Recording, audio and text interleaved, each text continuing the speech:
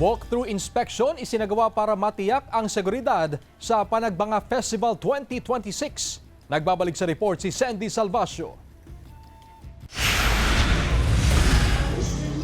Upang matiyak ang kaligtasan ng publiko sa nalalapit na 30th Panagbanga Festival, maagang nagsagawa ng walkthrough inspection ang Baguio City Police Office at PNP CAR, katuwang ang Baguio Flower Festival Foundation Incorporated. Nagsimula ang inspeksyon sa PNR hanggang Lower Session Road, kung saan masusing sinuri ang mga kalsadang dadaanan ng parada at mga lugar na inaasahang dadagsain ng mga tao.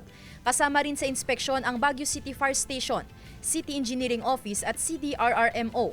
Layunin din ng inspeksyon na matukoy ang mga posibleng panganib, maayos ang daloy ng trapiko at tiyakin ang mabilis na responde sa anumang emergency cases sa panahon ng selebrasyon.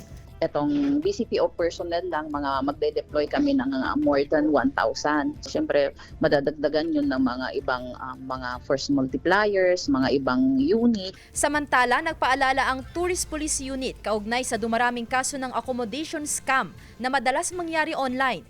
Ginagamit umano ng mga scammer ang pekeng online listing ng mga hotel, transient houses at iba pang matutuluyan upang makapanloko.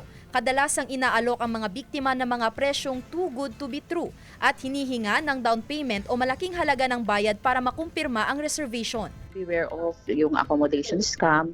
Mag-visit na lang po sila sa www.visita.baguio.com para doon nila makikita yung mga legitimate na mga accommodation.